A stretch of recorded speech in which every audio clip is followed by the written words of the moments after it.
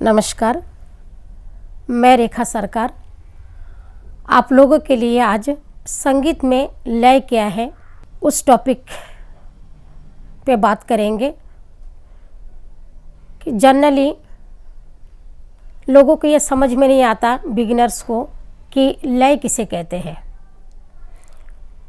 तो जिस तरह से एक टाइमिंग को नापते हैं, संगीत में लय उसकी चाल और उसकी एक समान गति को लय कहते हैं। जिस तरह से नापने के लिए, तोल नापने के लिए किलोग्राम, हेक्टोग्राम और घंटा नापने के लिए सेकंड, मिनट, लंबाई चौड़ाई नापने के लिए मीटर, सेंटीमीटर का यूज़ करते हैं। ठीक उसी तरह से संगीत में समय को नापने के लिए मात्रा बनाई गई है, जिसे लय कहते हैं। मध्य लय, ध्रुत लय और विलंबित लय। जब हम लोग 1, 2, 3, 4 ऐसे काउंट करते हैं तो 1 से 2 की बीच की जो दूरी है, जो एक मात्रा की दूरी है, वो हमारा मध्य लय होता है। और जब वो बीच की दूरी बढ़ जाता है, यानी कि 1, 2, 3, 4, हम ये ना बोल के 1, 2, यानी कि 1 के बीच में जो एक गैप है, उस गैप को जब हम लंबा कर देते हैं, जैसे 1, 2 पहले इस तरह से काउंट किया था, अब हम क्या करें, 1, 2, यानी कि 1 के बाद जो हम 2 काउंट कर रहे थे उसको हमने गिनती में इस बार गिना नहीं है। हमने किया कि 1, 2, 3, 4, तो बीच की जो एक गैप को गिना नहीं है, वो जो उसकी दूरी बढ़ गई है, वो हमारा विलंबित लय हो जाता है।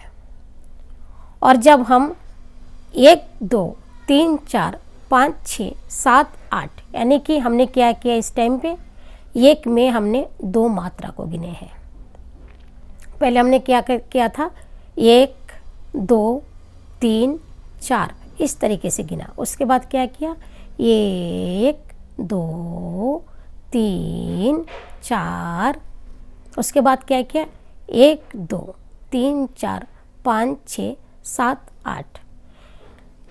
अब जब हमने एक मात्रा के बीच 2 काउंट किया है, वो हो गया हमारा ध्रुत लय। तो जब 1, 2 इसके बीच जो समान उसकी जो दूरी है, 1 के बाद जो जब 2 हम बोलते हैं एक एवरेज गति में, तो वो हमारा मध्य लय होता है। अब विलंबित भी इस मध्य लय से निकला है, ध्रुत भी इसी मध्य लय से निकला है। मेन हमारा होता है मध्य लय। जब हम लोग मध्य लय गिनते हैं तो 1, 2, 3, 4 एक एवरेज गति होता है। किसी भी इंसान की चाल में कह लीजिए, बात में कह लीजिए, तो वो जब हम उस चाल से हट जाते हैं, जब हम उस मध्य लय से उसके एक मात्रा में 2 मात्रा बोलते हैं, तो हमारा उस मध्य लय का ध्रुत बन जाता है। और जब हम उस मध्य लय को बीच की जगह बढ़ा देते हैं, जब बीच का गैप बढ़ जाता है, तो वो हमारा मध्य लय का विलंबित हो जाता है। तो ये किस टाइम काम आता है, जिस टाइम हम सीखते हैं तो हमारे पास छोटा ख्याल, बड़ा ख्याल, वैसे बहुत कुछ आता है, लेकिन मैं अभी उस टॉपिक में बात नहीं कर रही हूँ। फिलहाल मैं ये जो 3 तरह की जो लय है इसके ऊपर डिस्कस कर रही हूँ। तो जो छोटा ख्याल होता है बिगनर्स के लिए, जब हम छोटा ख्याल सीखते हैं तो वो मध्य लय में सिखाया जाता है। उसके बाद जब आपका थोड़ा सा ये जब सेकेंड ईयर थर्ड ईयर में जब आप आते हैं तो उस टाइम हमारा शुरू तो फर्स्ट ईयर से ही हो जाता है, लेकिन फर्स्ट ईयर में उतने समझ नहीं बन पाता है, तो उस टाइम ज़्यादातर छोटा ख्याल कराया जाता है। जब लय आपका थोड़ा सा इम्प्रूव हो जाता है उसके बाद बड़ा ख्याल आता है। तो जो बड़ा ख्याल जब हम गाते हैं तो वो विलंबित में गाया जाता है, और जब हम उसको छोटा ख्याल के जब हम ताने गाते हैं तो जो अभी अब मैंने बताया कि एक मात्रे में हम 2 काउंट कर रहे हैं, तो उस तानों को हम ध्रुत लय में गाते हैं। जब हम छोटा ख्याल गाने के बाद, वैसे छोटा ख्याल को भी, छोटा ख्याल की जो कंपोजिशन, लोग कंपोजिशन भी कहते हैं, छोटा ख्याल भी कहते हैं, लेकिन वो भी ध्रुत लय में ही आता है। लेकिन जब उसको हम गति और थोड़ा सा बढ़ा देते हैं और जब उसके ताने करते हैं तो हम एक मात्रा में 2 गिनते हैं, तो हमारा वो ध्रुत लय होता है। यानी कि हमारा जो मेन लय है वो हो गया हमारा मध्य लय। मध्य लय से ही जब गति बढ़ता है तो ध्रुत हो जाता है, और मध्य लय से जब हम गति धीमी कर देते हैं तो हमारा वो विलंबित बन जाता है। तो हम कैसे करेंगे इसको? 1 2 3 4 ये हमारा मध्य लय हो गया। 1 2 3 4 ये हमने बीच में गैप छोड़ा, ये हमारा विलंबित हो गया। 1 2 3 4 5 6 7 8 ये हमारा ध्रुत लय हो गया।